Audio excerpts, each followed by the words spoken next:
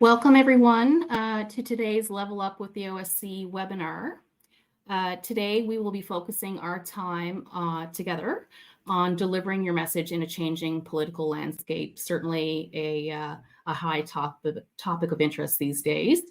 My name is Nancy Andrews and I'm the Chief Engagement and Communications Officer at Canada's Ocean Supercluster. And today I will facilitate this session with our special guest, Gordon Taylor-Lee, Managing Partner of National's Ottawa office, as well as Kara Salsey, who is an OSC board director, as well as the Vice President of Strategy and Government Relations at TALUS.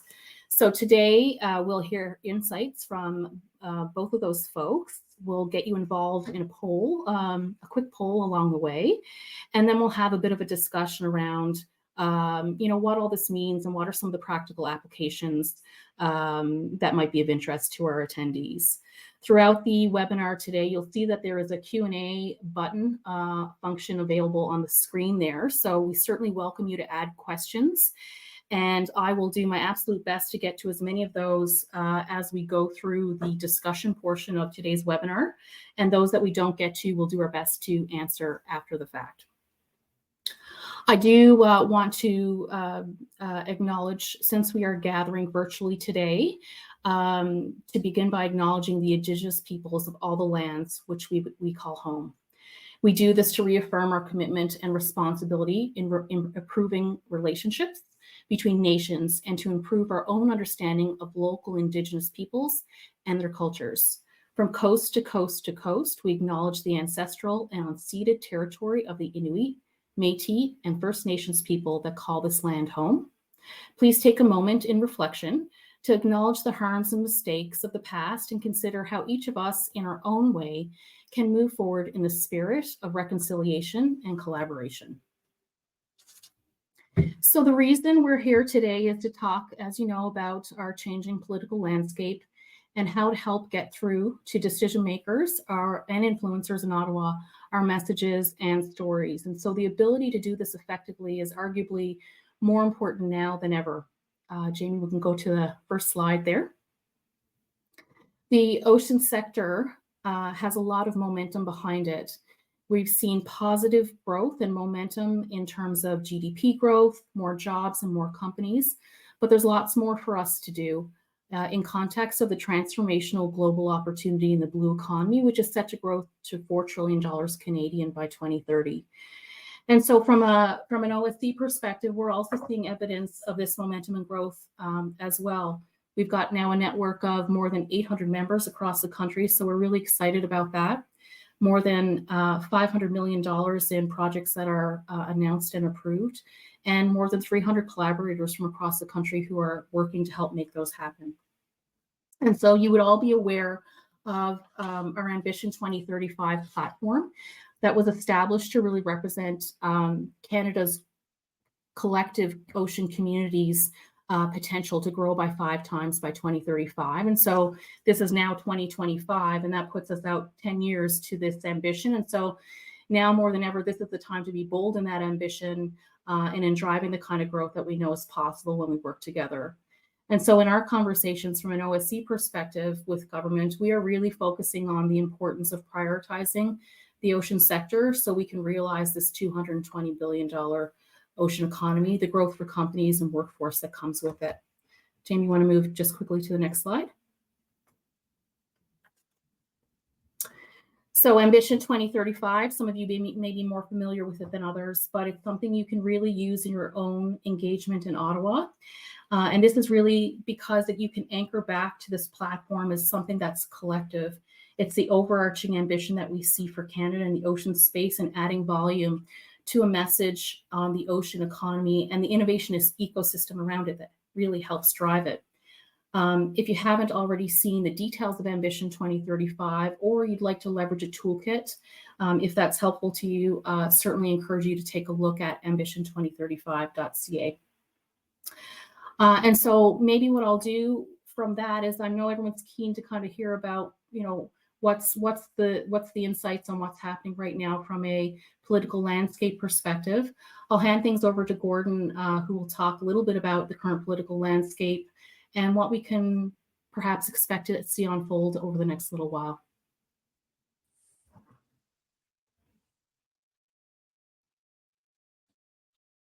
Great. Thank you, Nancy. I just wanted to quickly reference the slide that Nancy showed there off the top. And,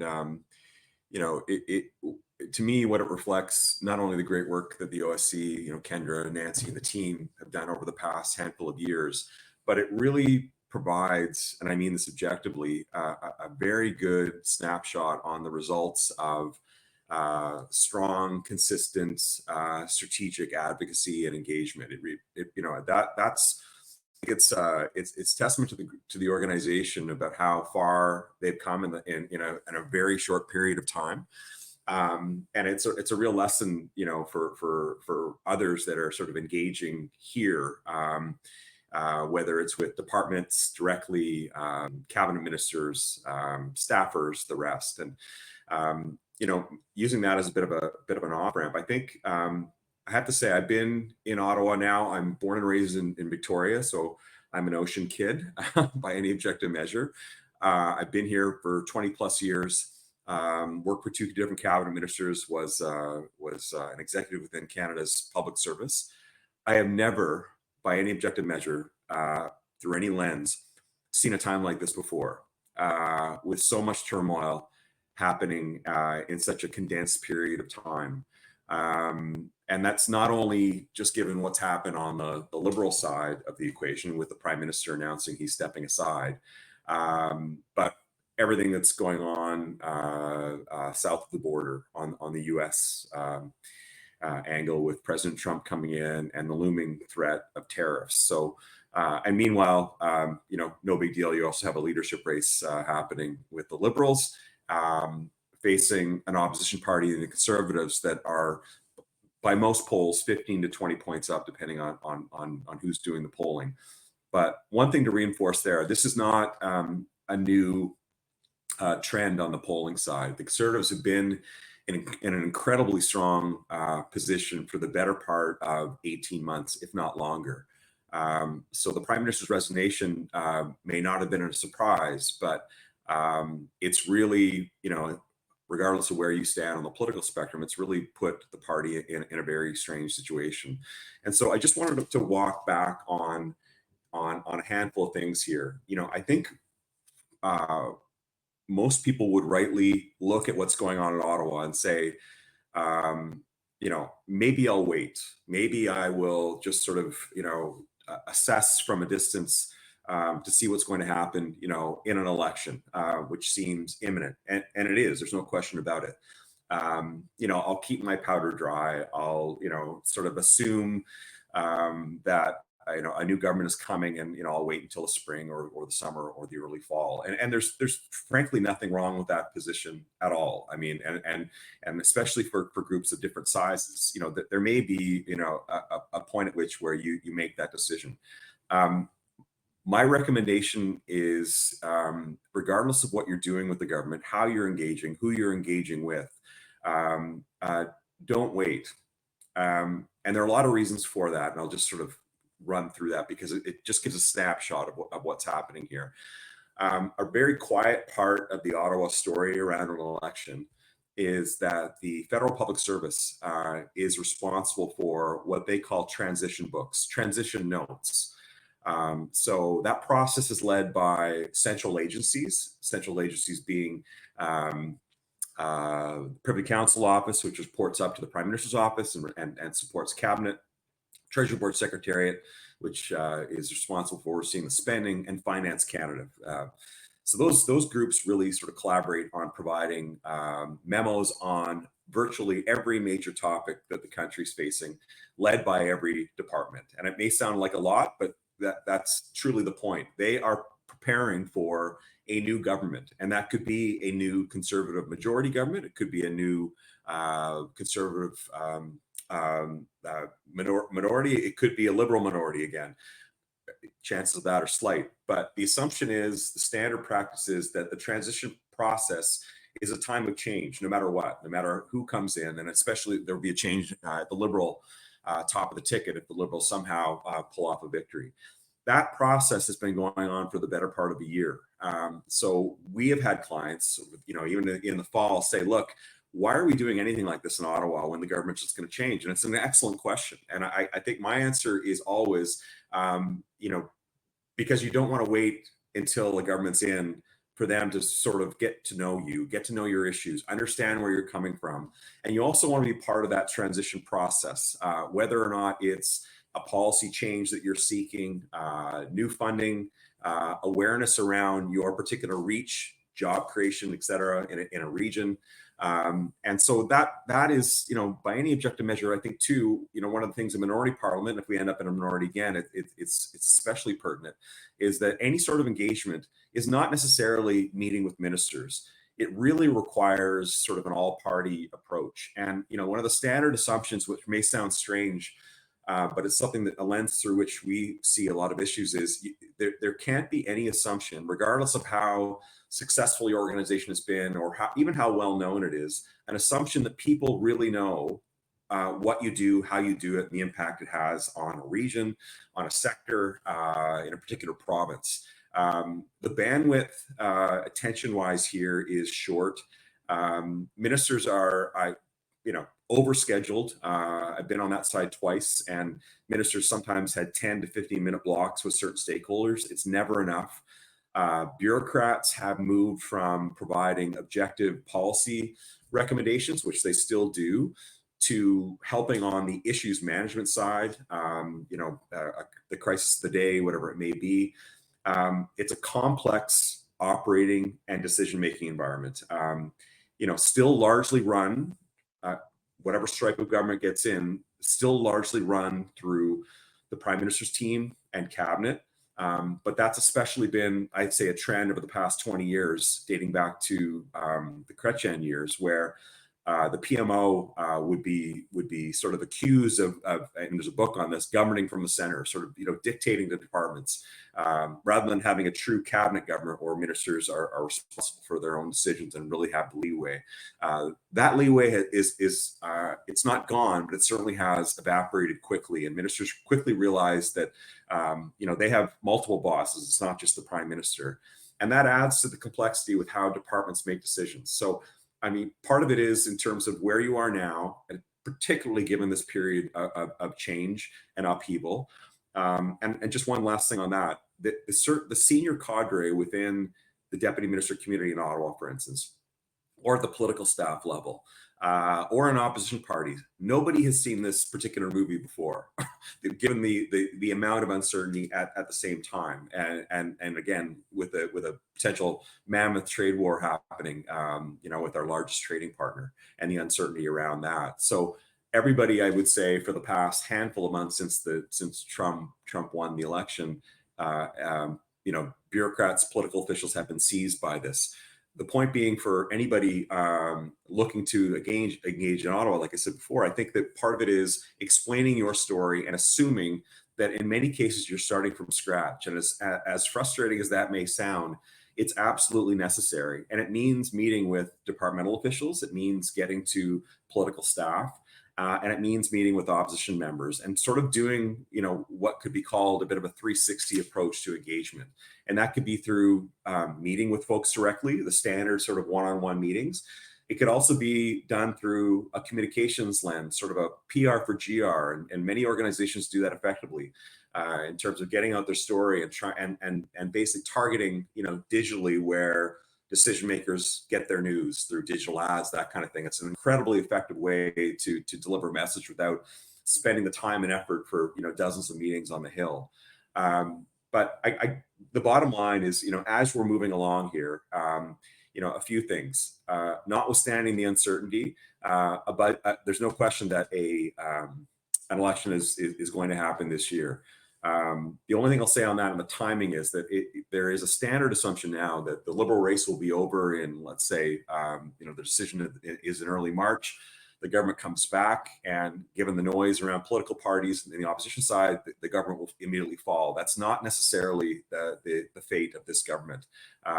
There are still there's still a high degree of potential for the Liberals to engage with the NDP and get certain things accomplished, including the final pieces of pharmacare, for instance. And the cold sort of political reality of where the NDP stands is they're not really ready for a campaign. The Liberals aren't either, I should say, in terms of their candidates and the rest. But the NDP have a lot to lose here. And the Conservatives could go at any point. And if you look at the Bloc, they've been ready for months. While there's a ton of noise that we're automatically going to be in a campaign at the end of March, which again, there's a very good chance that could happen. It's not a certainty, but the time in this parliament is incredibly short. And by extension, if there are things that are absolutely must have for you as an organization to move forward, to communicate to government decision makers, I'd strongly advise not anyone to wait, because there is that the hesitation can lead to a very difficult period when a new government comes in. They're inundated with requests. They are going through the briefing book process, which for ministers takes weeks and months to get through the files, to be briefed up and everything else. I would respectfully suggest that you want to be part of that process. At least you're known. At least you're not sort of moving off your back foot and coming into Ottawa late. And you're also dealing with regional senior officials that sort of feed into the Ottawa side of things in the central decision-making process. All of that is key, and especially key in moments of chaos and upheaval, which you're seeing now. I mean, things will settle down. It may take a while. It depends on what happens on the U.S. side, and also depends on what happens politically in the next few weeks. But it's, I would say there's probably no more important time to ensure that you're moving ahead there. The last thing I'll say is that if you have any budget 2025 requests, there's a standard assumption in Ottawa, at least there has been for the past few weeks, that there may not be a budget. And that could very well be true, but departments have recently been asked to provide budget options for what could be a March or April budget. So the government is at least preparing as such. It may not actually get to that point where they can actually put forward a budget. But that preparation is going. If there's an election, you will have, if the Conservatives win, there will be a throne speech. There could likely be a budget, and there will be a lot of, sort of 100 days out in terms of what the new government would take on. But we're not there yet. So in terms of where you are and where you may be advocating, continue on that path if you can, and to the extent that you're getting your message through to key people at all parts of the government. It's strongly advisable that process continue, notwithstanding sometimes the lack of feedback and, like I said, some of the confusion at multiple levels of the government. So I'll end there and send it back. Happy to take questions at the end. Thank you, Gordon. I think it's fair to say nobody has a crystal ball in terms of what's going to happen, but I think understanding what this period can look like and some of the things that folks should be thinking about, regardless of their current level of engagement with Ottawa, is important.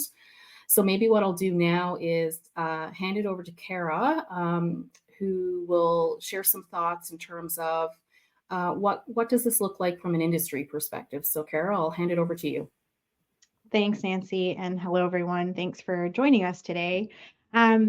Certainly from an industry perspective, I echo a lot of what Gordon was talking about, and that uncertainty and the need to don't stop engaging is quite important. I think, for those organizations online that might participate in government procurement processes, you might be anticipating that things will be a bit quieter, especially as the government may move into a caretaking period during an election. And might feel like it's difficult to both get your message across, but also to grow your business in this kind of environment. And in some cases that may be true. So what can you do? I often subscribe to making sure that you're keeping your key stakeholders informed, and that could be as simple as your local member of parliament. I know many organizations online are smaller organizations, and helping helping your stakeholders and decision makers and even your local representative understand the economic impact that you're making in your community is very important. And also helping them understand the impacts that any sort of trade challenges, trade war, tariffs may have on your business. Government is soliciting that information today from a variety of sources, but one that's very common is through industry associations. So depending on if you have an industry association, even if you're not a member, you might consider reaching out to them, asking them if you can provide some inputs, if you see significant impacts. And oftentimes the government will reach out to these organizations to solicit that data and then feed that back into the exact briefing notes, et cetera, that Gordon was talking about. So when it sometimes feels overwhelming to think that you have to engage dozens and dozens of people and you might have to do that across a geographical distance, there are some really concrete and maybe more straightforward stakeholders that you can reach out to help them understand where your position is at. The other piece I'll mention, obviously industry and business generally does not like uncertainty, and certainly this almost feels a bit like the COVID period. I've asked, our teams internally, let's take a look back and remember some of the actions we took, because there were some good things that came out of that pandemic period. And one was that government stakeholders made themselves more available to listen to business, to understand what the challenges and the impacts were. And so where your objectives are aligned with the information the government needs or some of their priorities, so think border security, think business continuity and sustainability during an economic potential crisis or downturn, you will be met with, I think, open ears. And I think the other piece of what Gordon referenced in terms of it's not always the minister that you need to engage. Certainly, the officials in various departments that matter to your business, directors general, directors, associate and assistant deputy ministers, even when a deputy minister might be unavailable, those folks are important stakeholders that can be quite influential and can perhaps even help you directly. That you don't need to escalate the topic necessarily. So success doesn't always equal a meeting with the cabinet minister, especially in this kind of context. Maybe just talk a little bit about sort of the sentiment of potential risk aversion. I think the other reason to engage during this kind of period is really to understand and to help bring awareness and understanding to your organizations, your leadership, your teams. The more you have sort of your finger on the pulse of what might be happening, the more you can help prepare the scenarios to adapt and pivot if you need to as an organization. Nancy, maybe I'll pause there, and I don't want to steal everyone's thunder from a Q&A perspective, but I think we have a fair bit to talk about as a team. Thanks so much, Kara and Gordon. I mean, lots to consider here, obviously, as we move into the discussion portion. Maybe just a couple things. It's interesting because as we have this federal conversation, which is the focus really of today, in the backdrop, we also have provincial elections that will be going on now and in the near future over the course of the year. So just a lot happening in this space, and lots for people to consider. I do want to remind people, now's your moment. Get your questions in. You've got a group of people here who are happy to answer questions that you may have. So you can do that by using the Q&A function there on the side, and we'll get to as many of those as possible. But before we get to our discussion portion, we'd just like to get our audience involved here a little bit and do some quick polling. So super easy. And so we have 3 questions for you today. We'll give you about kind of 20 seconds to answer each one as we go through the polling, and you should be able to do it on screen once it appears, and the results will show as well. So maybe if we can jump to the first question, I'll wait for it to appear on screen.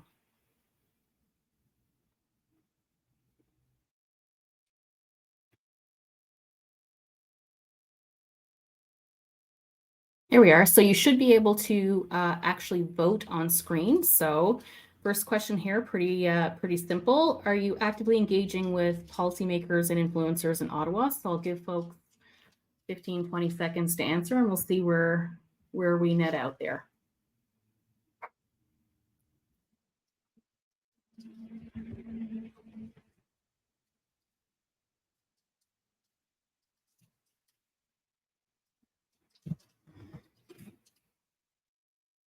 And our team working the back end, I am not currently seeing anything on screen. So maybe if we can share results in the chat, maybe that would be our best option.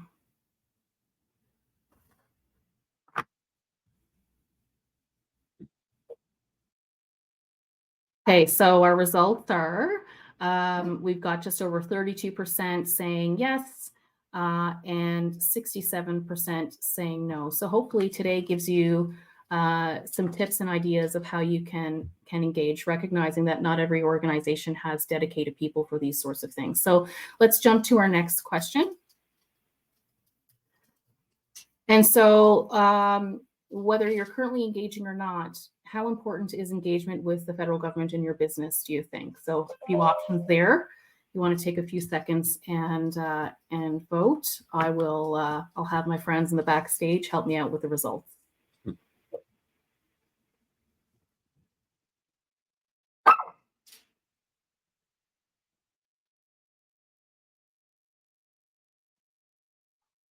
Okay, so just over 60% coming in at very important. Somewhat important is close to 39%, and I think that's it. That's our 100%. Okay, so great. Obviously, there's a level of interest here and value placed on these activities if we're all having this conversation today. And maybe the last question, so really quick, if you're engaging or in these sorts of engagements, have you had the outcomes or yielded kind of the sorts of benefits that you've wanted from these sorts of engagement opportunities in Ottawa? So this is a much more succinct question here on the screen, which is, have those efforts resulted in the desired outcomes?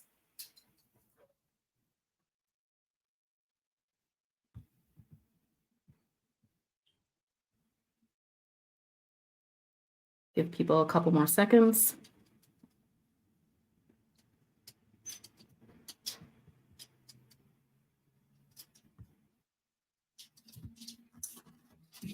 Okay, and we have 29% feel it's made a change, 37% unsure if it's had a result, and sometimes that's tough to really pinpoint it directly back to your activities. And others haven't been able to engage, so it's not been successful. Okay, so we can move now to our discussion, and maybe what I'll do is I wait in anticipation for any questions from people. I can start us off with maybe a broader one in terms of, for those attending out today, we've talked about the fact that we have a broad range of companies and organizations focused on the ocean sector, lots of SMEs. And so what's the right approach? We've talked a little bit about this, but what's the right approach in engaging in Ottawa now versus what it might have been a year ago? So it's a bit of a blanket question, but maybe Gordon, we can start with you, and then Kara, you can add on from there. Sure. Thanks, Nancy. I think it, frankly, in terms of the timing, it's just the lack of certainty now. And I think there's a lot of, understandably, speculation and or confusion around what prorogation means.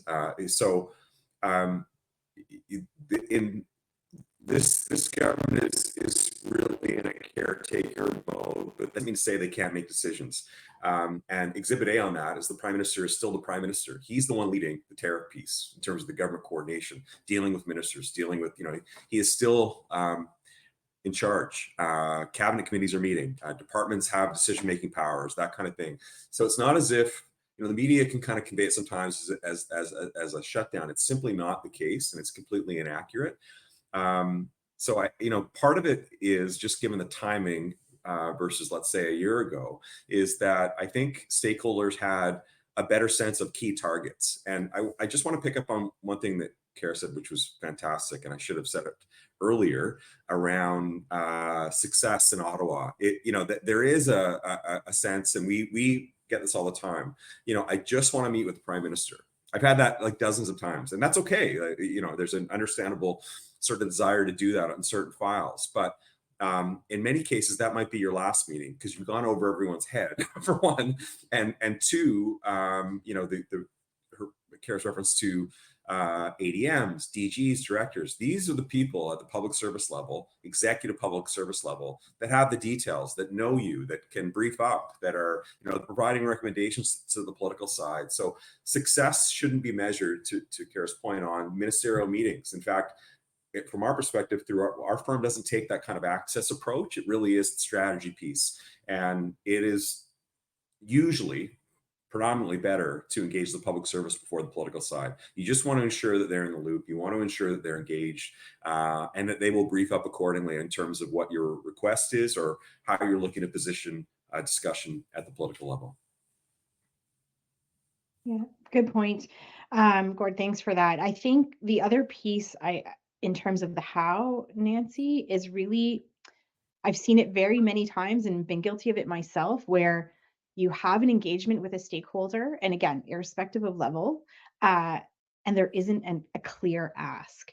And so really making sure that if you get that 15, 20, or 30 minutes with any type of stakeholder, that you kind of have a game plan going in. I know many of the folks online are in technical or startups, highly skilled, very detailed capability areas. We have to also remember, and I come from an engineering organization as well, that simple is better, because our goal here is to really help them understand. And many stakeholders are not subject matter experts in any of our worlds. And so really making sure that you spend a bit of time preparing, oftentimes more time preparing for the meeting than the meeting itself, and making sure that you have that clear ask, and end that meeting with, can you help me? Can I follow up with you in 2 weeks? Like, I'm trying to make it very practical, because I think in this rather uncertain and potentially protracted uncertain period, not just a regular sort of election period, that your message can be focused, and you want to impart a sense of urgency, recognizing that not everything can be urgent to any stakeholder, but helping them understand that why. And I've seen it happen so many times where you walk out of the room and you're like, I don't know what they expect me to do with that as the stakeholder, as the decision maker. So make sure you have consensus amongst your team on what that clear ask is, and then bring that in as simple a language as you can to your stakeholder. And I guess maybe if you feel like your topic is maybe a little bit complicated, pre-reads, post-reads, those sorts of things, I guess, are helpful to help kind of build out the context and provide some of the background that might be necessary or of interest as they consider some of the things that you brought forward. That's certainly something that we've learned along the way, just given the nature of the ocean sector, and the projects that we're working on are not always really easy to digest. So that's certainly something that we take with us. So we have a question here, and it's kind of tied to one that I was thinking about as well.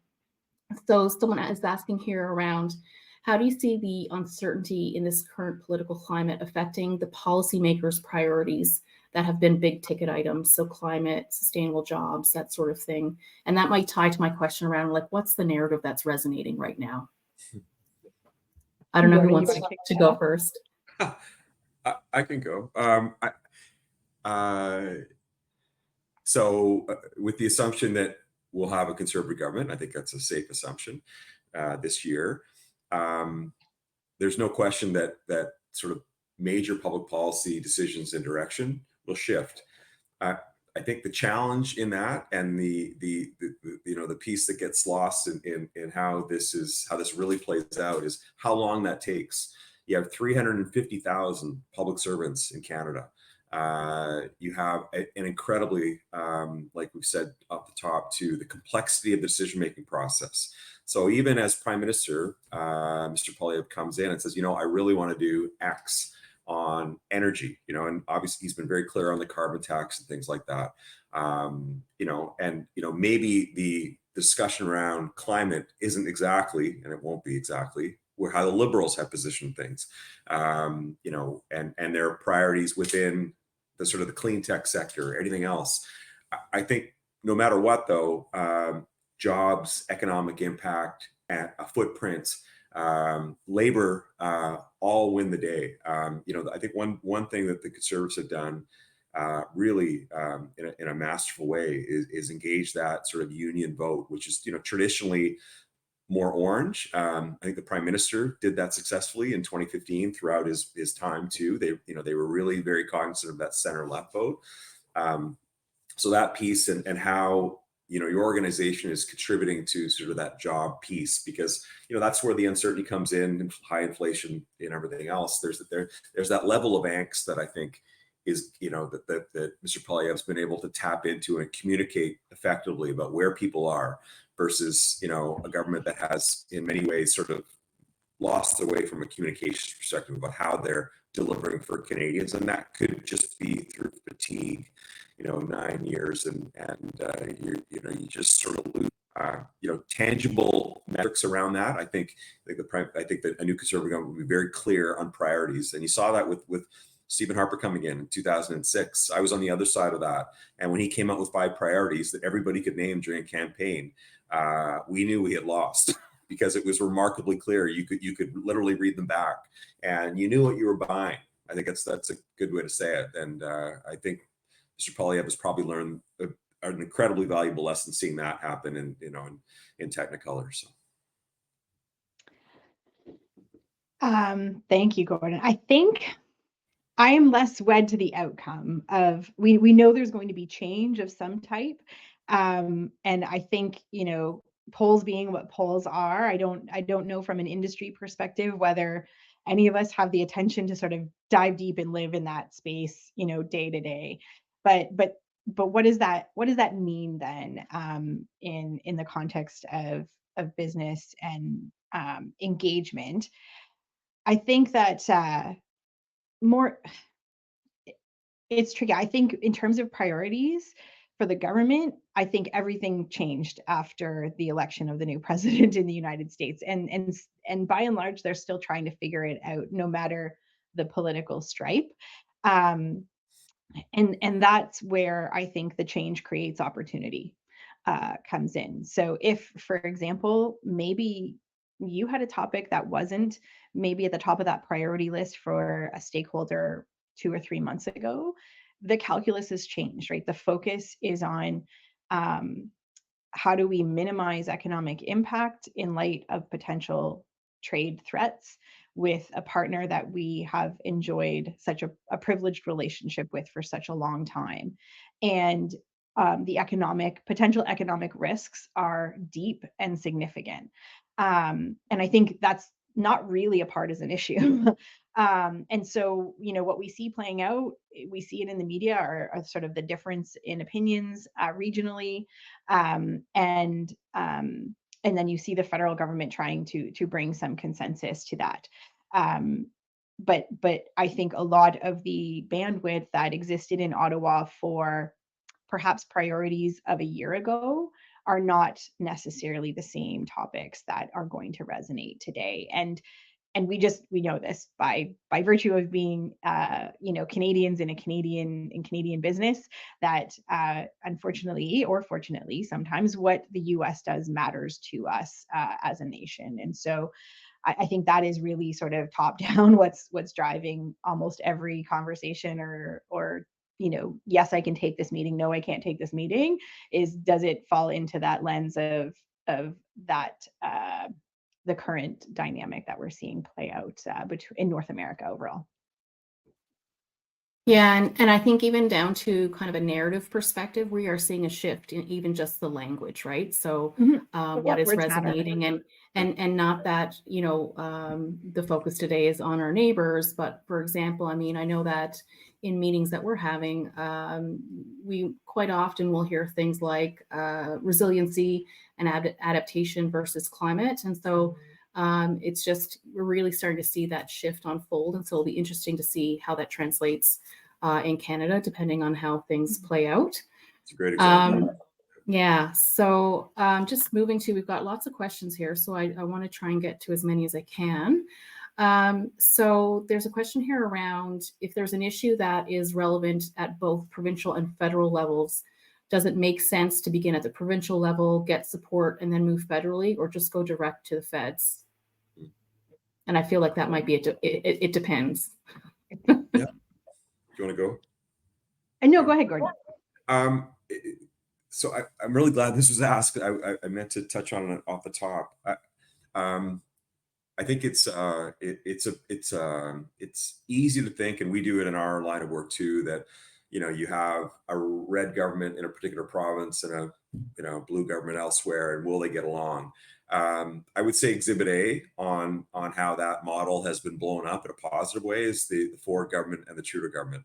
I've never seen two governments that are on opposite sides of the spectrum get along like they have in terms of delivering on major projects, EV plants, et cetera, billions of dollars. And Premier Ford has talked openly about his deep respect for then Minister Freeland and the government and how they engage. And I think in many cases it's there's sort of, whether it's Ford or anybody else, but I think you see that in Nova Scotia with Premier Houston too. There's a level of pragmatism that comes into it. I think people in the end, Canadians, don't necessarily, I don't personally care about who's responsible for what. It matters obviously to know, but in terms of the results that you're getting at all levels, you just expect these levels of government to get along. And I so on any issue in particular, I'll use the term 360 again. It's not necessarily so simple, but I would say both. If you have somebody in New Brunswick or British Columbia making the case, at the provincial level, making the case to the federal minister of X or a particular department, it resonates. I'll just give you one example. There's a group within the Privy Council office which briefs up to the cabinet, the Prime Minister in PCO called the Intergovernmental Relations Area, and it's big. And those folks are responsible for trying to knit together certain priorities. And if they see support in a region, support at a particular city level, support from just one province, it matters in terms of the federal lens, how they spend and how they develop policies. So if you have that kind of dynamic, assume that it matters and assume that it could be impactful. We always recommend it. Again, it's trying to figure out how those two governments can get along and deliver a particular result. Yeah, my answer is the same, both. And especially on those where there's that economic impact, jobs, community impact angle. Obviously, if you have something that's very clearly in one jurisdiction or the other, then, save some time and energy and money. But I think, Gordon, your point about a bit of that stakeholder 360, there doesn't need to be 20 individuals on that list. There might be 5. And helping understand and sort of be able to track, okay, I had a conversation with this stakeholder. Would I characterize that as like red, yellow, green in terms of their level of support or engagement, right? And it's pretty, you can make it a little bit more quantitative if that helps you identify a clear strategy, knowing that this is all very contextual, of course, but certainly trying to help the provincial and federal counterparts in many of these types of discussions is a good investment in time. That's awesome. So lots of great advice there. Shifting gears a little bit. So a question here from the audience around the appropriate platform. So it says, you mentioned media and digital platforms in a time of depleted traditional media. Are there best practices to engage with government decision makers? Do you want to go, Kara? Yes. Yes, you know, and it would be loosely called digital advocacy, for lack of a better term, and there's a better one out there. You know, essentially trying to decipher uh, who's reading what, decision makers, federally, provincially. You know, where are they picking up their news, their information, et cetera? It could be aggregator sites. It could be through traditional media sites like the Globe. It could be through newsletters, that kind of thing. And one of the most sort of effective tactics and cost-effective tactics is through the digital piece. So in other words, your organization is X and you are looking to communicate to the government and ask for or promote Y policy. And they can come in the form of digital ads, clickable ads, things like that. And the best part about it is everything can be tracked. You know who's opened it. And it may sound a little creepy and CSIS-like, but you can micro-target certain audiences within certain cities, within certain blocks. And the digital experts, you know, that do that for a living are incredibly talented at deciphering exactly how a message lands. I always joke within the firm here that I'm the last person that could do that. So you want somebody incredibly tech savvy, but it's become sort of a standard tactic, again, with the assumption, as Kara mentioned, through COVID, it was impossible, right? You were either doing it through this kind of platform in terms of engagement, or you're figuring out through a digital means how to sort of get to and, you know, quote unquote in front of politicians. And that's truly one of the most effective ways, regardless of whether it's traditional media or otherwise. Yep. I'd offer, you know, other tools in the toolbox. Certainly, you know, thought leadership can be quite powerful, as can building some allies amongst the industry. If you have 2 or 3 other companies who might have the same sort of priority or ask, helps to sort of strengthen numbers type approach. But a well-placed and well-crafted white paper that you can, you know, present to some of your key stakeholders, but also leverage the content of through digital platforms, through LinkedIn or through an online publication, can be sort of quite powerful tactics, like the PR for GR that Gordon mentioned off the top, and allows you to communicate perhaps a little bit more detail, and set the stage for, say, an in-person or online conversation that might be much shorter in length. So investing in those types of tools can give you some common messaging that anyone in your organization can use. So while, yes, I perform the government relations function for my company, everyone that I work with interfaces with our government at some way, shape, or form. So helping to establish that common sort of messaging and lexicon is really important as well. And sometimes coming together and putting some of those thoughts on paper or in digital is a good way to help create that echo chamber and that consistency of message. So again, it comes down to clarity and what's the ask and what is our intended outcome. I'll just add on there. So for us, just from a really practical standpoint, we do a little bit of like a combination of these things. So, you know, last spring we did our Day on the Hill in Ottawa. And so we had a targeted digital campaign through the airport. We had, you know, op-eds, we had traditional media. So we kind of had a lot of things playing together. Recognizing that we weren't going to hit everybody the same way, but I don't think that sole focus on traditional media is necessarily where efforts are best spent. But I think it is, you know, one of the tools that are available to help reinforce. Right, it's about those touch points and reinforcers of your message. And so, but the digital piece is so interesting because it's just you can get so specific with your targeted audiences, and it's just, you know, it's showing up in their feed, and so. It's great to kind of reinforce those meetings or whatever activities you are doing to help influence and inform.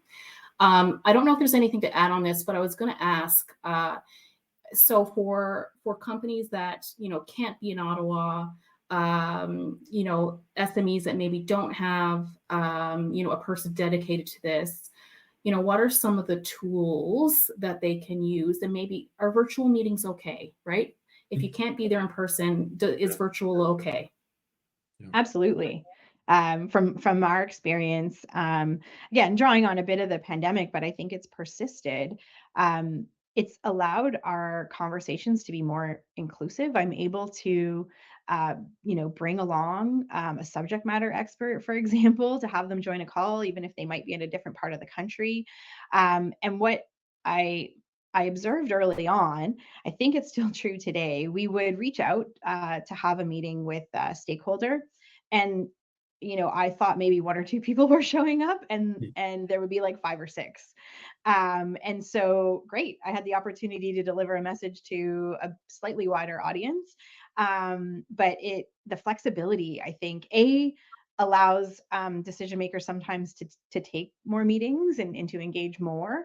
But similarly, it was more efficient for us and our team too, because we didn't have to spend time, getting to Ottawa, or getting, for me, from suburb of Ottawa downtown, and the energy that requires. Now, having said that, certainly with members of parliament, I found that they're not really equipped to have, as the virtual meetings, they're not technologically equipped. So to have folks in the office and to have people online in a hybrid way, I haven't seen success in, unfortunately, where we've wanted to bring in folks and in that truly hybrid sense. That seems to have been a bit more of a challenge, but pure virtual versus in person, not an issue from my observation. Gordon? Totally agree. Yeah, and I think officials at all levels, I agree on the MP piece. It's harder, but they're It's not their the fault. It's just the infrastructure that no, exists in the no, building. that's right. Yeah, like we were with a client last week that was meeting with one of the shadow ministers on the conservative side, and unfortunately he was quite literally stuck in a closet. It wasn't his fault. He's on his phone, but even the logistics about getting back. He was at a committee meeting, getting back to his own office. It's a 20-minute walk in the snow. So I mean, Yeah. why would he do that? I would have done the same thing. Get on the phone. You're making the time that you promise. You've got somebody's attention. And yeah, it's a really good way to put it. The efficiency of the meeting is better. It's almost like you can't. There's a certain now code around this type of thing that a half an hour is a half an hour. There's no arriving, coats away, coffee, anything else like that. You're right at it. And to me, it's just, you can't put a price on face to face, but it's a way to engage without the related costs. And yeah, the And has travel leveled the side playing is field, absolutely, really, it really right? does. So To if you groups of all are sizes. across the country, you don't have to feel like you're at potentially a disadvantage from the bubble in Ottawa. That's right. It's really made, I hope, and maybe members can comment, but I hope that it helps encourage you to engage, because it's leveled the playing field and made decision makers a bit more accessible. So I'm grateful for that, Gordon, for sure. Same. Some of the other tools, like, I think there's also other ways that people can make sure that information is, getting to the people they need it to get to. We do quarterly kind of one-pager briefing notes to, some key folks in government, and that really just kind of keeps us top of mind, hopefully, and people just kind of aware of where we are in terms of our journey and impact, and what really resonates to their particular riding, for example. So there's lots of ways to be able to get that access. Local events, MPs will be knocking on your doors, at some point.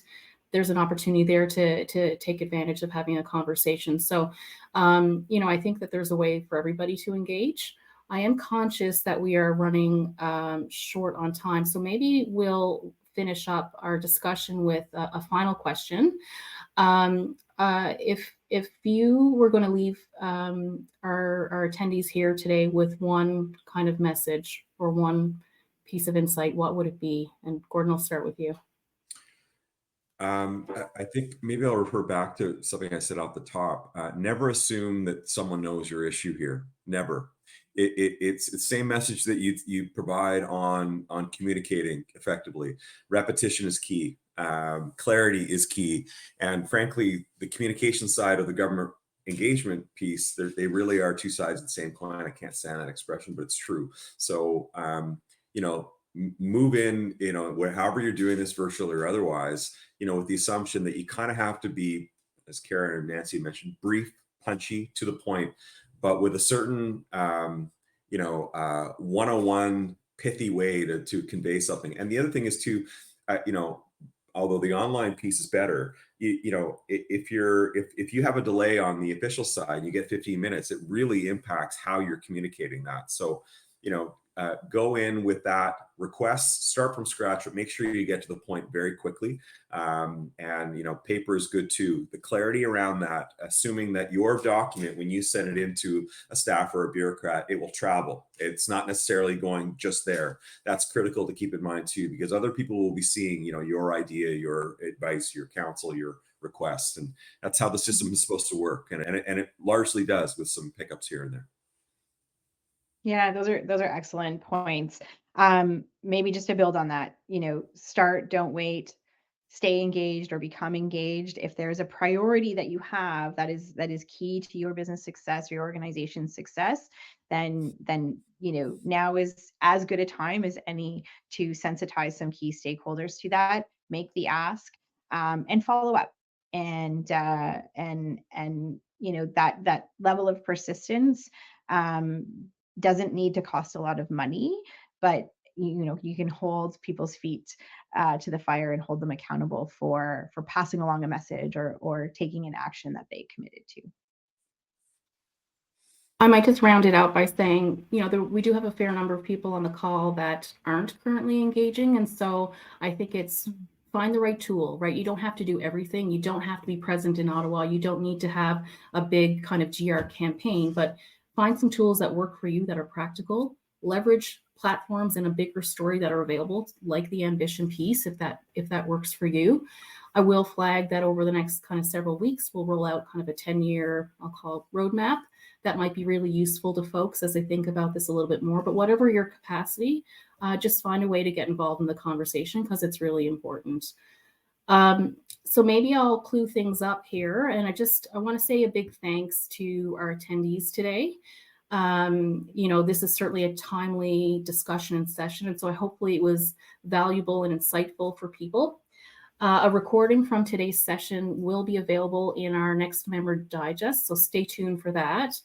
Any questions we didn't get to in the chat, we'll make sure that we address those as best we can outside of today's webinar.